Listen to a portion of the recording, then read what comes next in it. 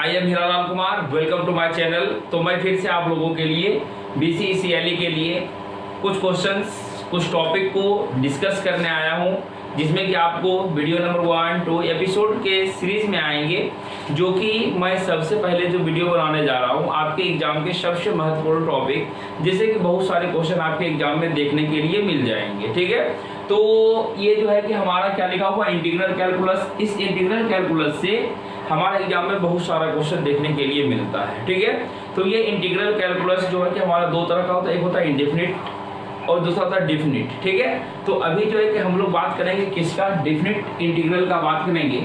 लेकिन कहिएगा कि सर जब तक हम लोगों को इंडेफिनिट आएगा नहीं तो डेफिनिट कैसे बना पाएंगे। ठीक है, तो कोशिश करेंगे कि इसके बाद का जो सीरीज होगा उसमें से पहले इंटीग्रल कैलकुलस के सभी टॉपिक्स को बात करेंगे, तब जाके हम लोग डेफिनिट पर बात करेंगे। लेकिन सिर्फ अभी एक झलक आप लोगों को दिखला देते हैं कि कैसा क्वेश्चन अभी जो है कि हम किस तरीके से आप लोगों को पढ़ाने वाले हैं। ठीक है, तो देखिए सबसे पहले मैंने सोचा कि बहुत दिन से सिर्फ क्वेश्चन करवा रहा था, बच्चे लोगों को मतलब कि पता नहीं चल पा रहा था कि क्या होगा कैसे होगा। ठीक है, तो मैंने सोचा कि चूंकि वीडियो लंबा भी नहीं बनाना है, वीडियो का टाइम छोटा भी रखना है और आप लोगों को समझ में भी आ जाना है। ठीक है, तो देखिए इसमें से सबसे पहले हम लोग क्या करेंगे, डिस्कस कर लेते हैं डेफिनेट इंटीग्रल के बारे में। आखिर डेफिनेट इंटीग्रल होता क्या है, डेफिनेट इंटीग्रल का सॉल्यूशन किस तरीके से करेंगे। ठीक है, तो देखिए definite integral is denoted by, यानी कि देखिए एक स्पेशल साइन होता है जो कि कैपिटल S के तरह होता है, और उसके नीचे में देखिए यहाँ से क्या लिखा हुआ है, A लिखा हुआ है, ऊपर में B लिखा हुआ और यहाँ से लिखा हुआ fx इंटू लिखा हुआ है dx। ठीक है, तो इसे हम लोग रीड किस तरीके से करते, पढ़ते किस तरीके से है। ठीक है, तो इस A को कहा जाता है लोअर लिमिट और इस B को क्या कहा जाता है, अपर लिमिट। क्या कहा जाता है, ऊपर वाले को अपर लिमिट कहा जाता है और नीचे वाले को क्या कहा जाता है, लोअर लिमिट कहा जाता है। यानी कि A हमारा क्या हो गया, लोअर लिमिट हो गया, B हमारा क्या हो गया, अपर लिमिट हो गया। ठीक है, और ये हमारा A देखिए स्वाभाविक सी बात है कि लोअर लिमिट है तो वैल्यू क्या होगा, कम होना चाहिए, और अपर लिमिट है तो वैल्यू क्या होना चाहिए, ज़्यादा होना चाहिए। मैक्सिमम केसेस में ऐसा ही हम लोगों को देखने के लिए मिलता है। और ये fx का मतलब क्या हुआ, यहाँ जो हमारा जो इक्वेशंस दिया हुआ रहेगा वो क्या दिया हुआ रहेगा, x के टर्म में हमारा जो भी इक्वेशन दिया हुआ रहेगा, यानी फंक्शन जो दिया हुआ रहेगा वो हमारा x के टर्म में दिया हुआ रहेगा। ठीक है, और ये dx क्यों लगा, क्योंकि यहाँ से जो है कि हम लोग जानते हैं integral is the inverse process of the differentiation. ठीक है, तो डिफरेंशिएशन का जो है कि यह इनवर्स प्रोसेस होता है, इसलिए यहाँ पे dx लग गया। ठीक है, तो सर ये जो है कि ये कैपिटल साइन बड़ा वाला S जो है इसको क्या करते हैं, तो ये सिर्फ जो है कि स्पेशल डिजाइन के लिए, इसका कोई मीनिंग नहीं होता, इसका जो है स्पेशल सिर्फ जो है कि डिजाइन के लिए डिजाइनिंग पर्पस से बनाया गया है। ठीक है, एंड देखिए अब इसको जो है कि हम लोग ये जो चीज लिखी इसको पढ़ते किस तरीके, बोला read as the integral of the function fx, यानी कि इसको जो है कि पूरे टर्म को हम लोग क्या पढ़ेंगे integral sign of the function, यानी integral of the function fx पढ़ेंगे विथ रिस्पेक्ट टू x। क्योंकि यहाँ जो है कि हम लोग क्या करेंगे, x के रिस्पेक्ट में इंटीग्रेट करने वाले हैं, इसलिए पढ़ेंगे ये चीज। अगर मानिए यहाँ y और dy रहता तो हम लोग क्या पढ़ते उसको the integral of the function of fy with respect to y। और यहाँ से x क्या लिखा, from x to a to b, यानी कि इसमें से एक हमारा लिमिट फिक्स कर दिया है कि लोअर लिमिट हमको कहाँ जाना, a तक जाना है, और अगर अपर जाएंगे तो हम लोग b तक जाएंगे। यानी कि कहने का मतलब हुआ कि हम लोग कहाँ से कहाँ तक चल सकते हैं, a से b तक, उससे बाहर नहीं जा सकते। इंडेफिनिट में क्या होता है कि कोई लिमिट लगा हुआ नहीं होता है। ठीक है, तो दूसरा अब देखिए ये इसका डिफिनेशन हो गया। बनाने का क्या तरीका है, जो भी यहाँ से वैल्यू दिया हुआ है उसको हम लोग सॉल्यूशन करेंगे। और पहले क्या करते हैं, जैसे माने कि यहाँ से जो है कि ये माने कि इसका इंटीग्रेट करने के बाद हमारा fx आ गया। ठीक है, तो यहाँ पे बड़ी ब्रैकेट लगाएंगे और नीचे में a है तो a लिखेंगे और ये b लिखेंगे। यहाँ पे क्या करना पड़ेगा हमको, f पहले क्या करना, अपर लिमिट करना पुट, बीच में माइनस का साइन होता है। ठीक है, और क्या करना, f लिखना, और बाद में x के जगह पे क्या करेंगे, लोअर लिमिट पुट करेंगे, यानी fb माइनस क्या लिख सकते हैं, fa लिख सकते हैं। ये आपके बनाने का तरीका हो गया।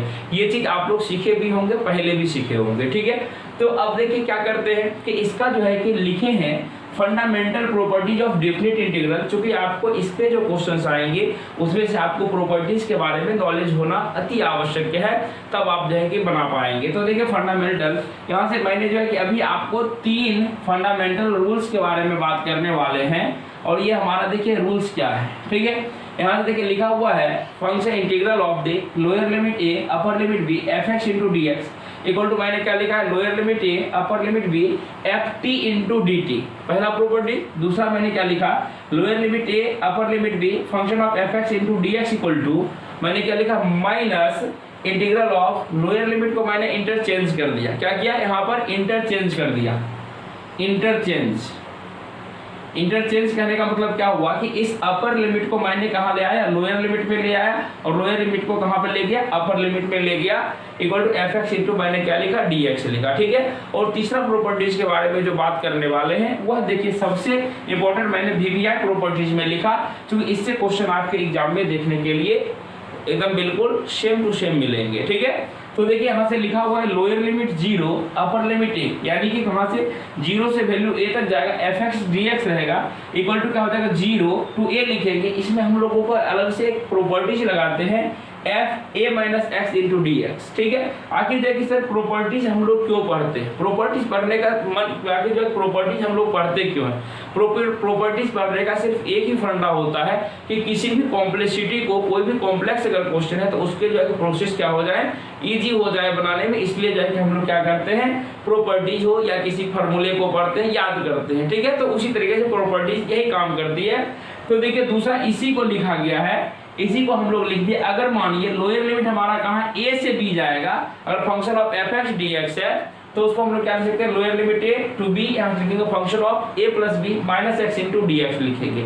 ठीक है। तो अब देखिए इस पर जाके मैंने एक एग्जाम्पल दे रखा है, उसी तरीके से यहाँ से दो प्रॉपर्टीज, उस पर भी मैंने कुछ एग्जाम्पल दिए, उस एग्जाम्पल से समझाने का प्रयास करूंगा। ठीक है। तो देखिए पहला क्वेश्चन लिखा हुआ है, लोअर लिमिट 1 दिया हुआ है, अपर लिमिट क्या दिया हुआ है, 2 दिया हुआ है, एक्स स्क्वायर डी एक्स है। तो सर इसको किस तरीके से बनाएंगे। ठीक है। ये तो फंडामेंटल बेसिक है, बेसिक फंडामेंटल आप लोग जानते होंगे, अच्छे से आप लोग पढ़े होंगे। ठीक है। तो देखिए इसके लिए हम लोग क्या करेंगे कि इसको हम लोग सीखते हैं। ठीक है। कैसे, क्योंकि सर किसी भी चीज पर अगर पावर रहे तो आपने सर हमें बताया कि x पे power n into D X है, एक ही फॉर्मूला लगाना। क्या होगा फॉर्मूला, x पे पावर n प्लस 1 बटे n प्लस 1। इसको याद रख लीजिए, आपको बहुत ही ज्यादा बेनिफिट होने वाला है। क्योंकि क्या होता है सर पावर 2 है, तो मैंने बोला था अगर डिफिनिट इंटीग्रल हो तो आपको क्या करना, बड़ी ब्रैकेट लगाना है।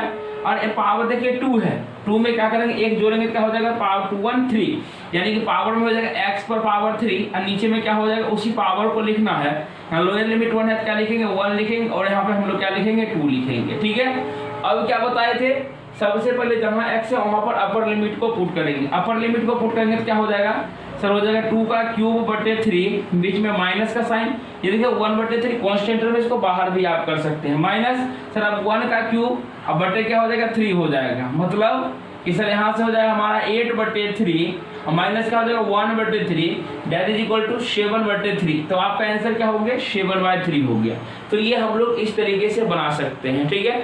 सिंपल सी भाषा में। अब देखिए यहाँ से अगर आप लोग बनाने में धीरे धीरे प्रैक्टिस करेंगे तो एक्सपीरियंस हो जाएगा, ऐसा क्वेश्चन जितना भी मिलेगा आप लोग तुरंत बना सकते हैं। ठीक है। अब देखिए दूसरा क्वेश्चन में भी मैंने लिखा है x square into D x, लेकिन देखिए लोअर लिमिट और अपर लिमिट मैंने चेंज कर रखा है। क्या किया मैंने, लोअर लिमिट और अपर लिमिट चेंज कर रखा है। तो देखिए ये 0 से 1 है, x square into D x. अभी मैंने देखिए इस प्रॉपर्टीज में मैंने काम किया।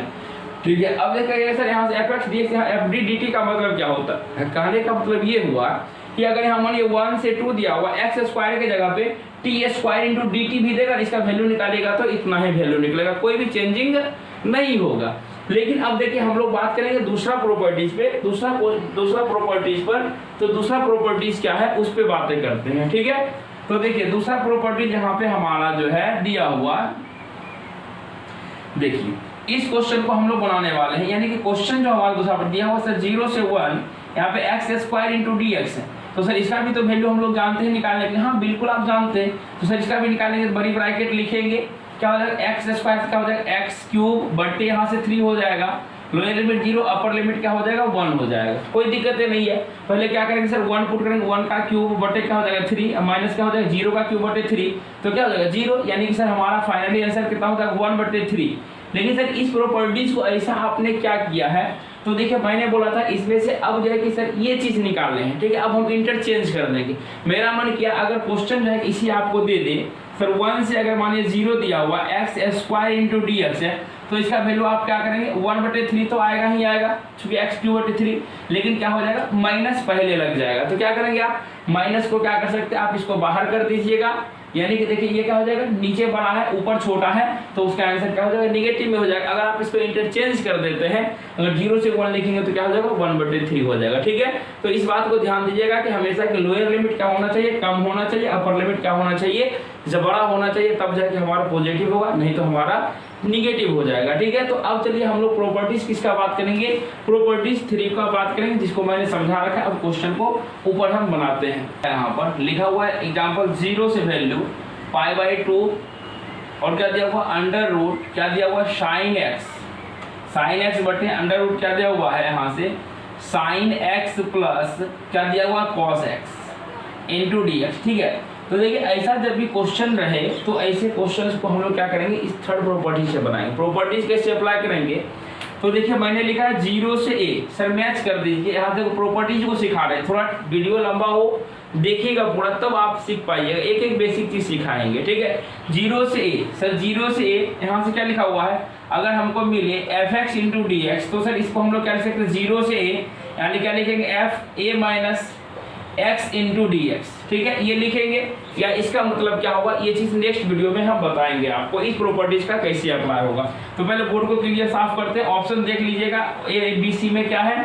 ठीक है, तो देखिए ऑप्शन यहाँ से हम लोग लिख लेंगे बाद में।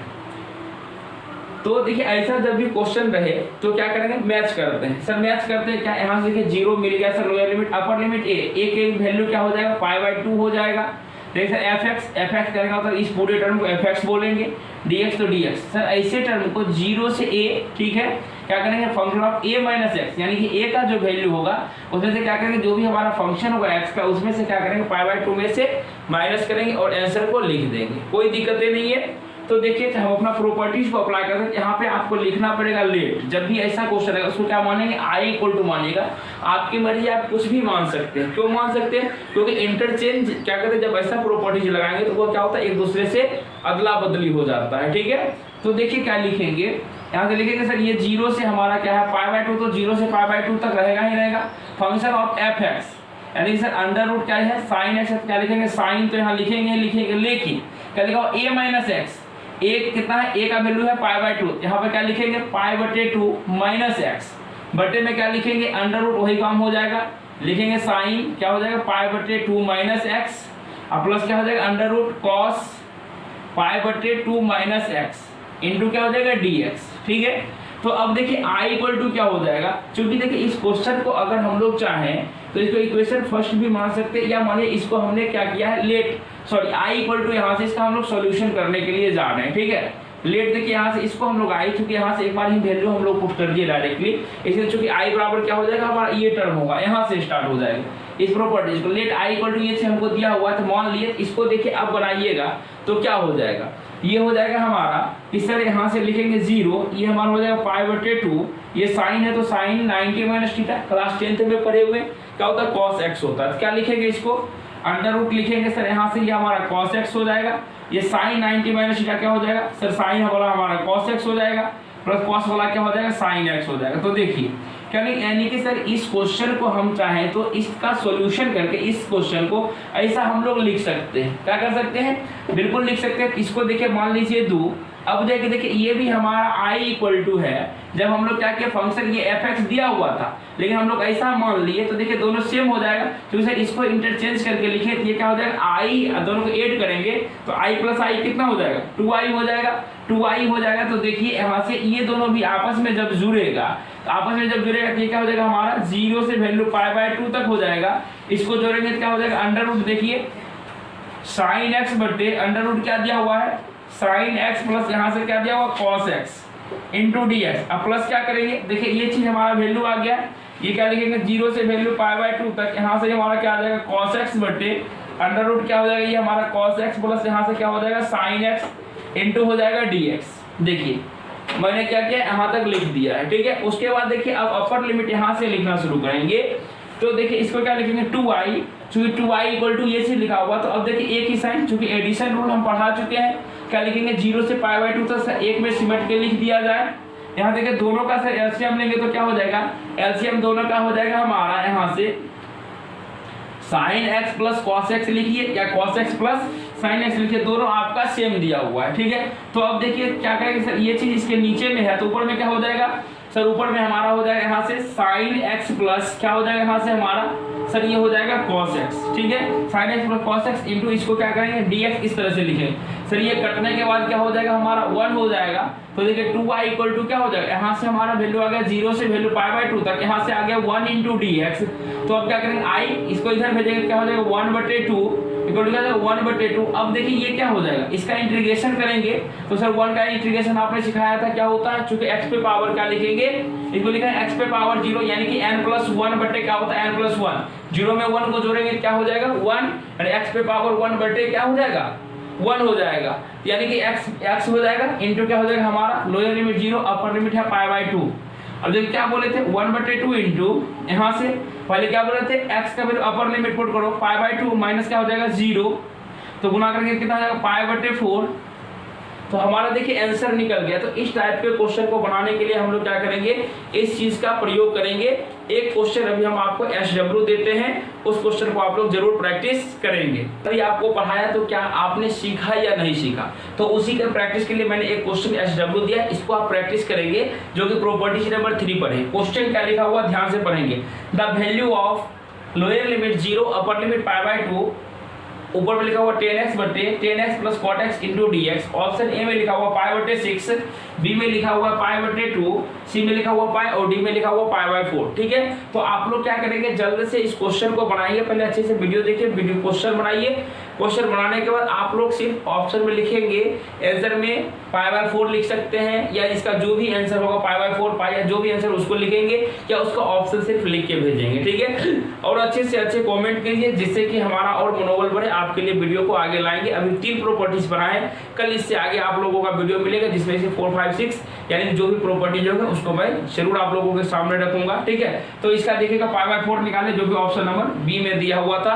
तो अब सर यहाँ से एक बात बताइए कि सर ये तो हो गया हमारा, सर इतना मेहनत करेंगे 4-4 नंबर का, लेकिन सर ये MCQ रहेगा तो कैसे बनेगा। तो MCQ बनाने के लिए भी ट्रिक देंगे, लेकिन देखिए ट्रिक हर जगह मतलब याद रखना संभव नहीं है, इसलिए पहले कॉन्सेप्ट करिए, तब जो ही एग्जाम का फॉर्म आएगा आप लोगों का एग्जाम का फॉर्म भरा जाएगा, उसके बाद आपको हम ट्रिक बताएंगे, यानी कि जब एडमिट कार्ड आ जाएगा तो ट्रिक बताएंगे। तो ट्रिक ताज़ा पढ़ेंगे और ताज़ा क्वेश्चन बना के लेके आएंगे। तो वीडियो पसंद आया तो वीडियो को लाइक कीजिए, चैनल पर नए हैं तो सब्सक्राइब कीजिए। अंतिम बार बोल रहे हैं, तो मिलते हैं नेक्स्ट वीडियो में, तब तक के लिए जय हिंद जय भारत।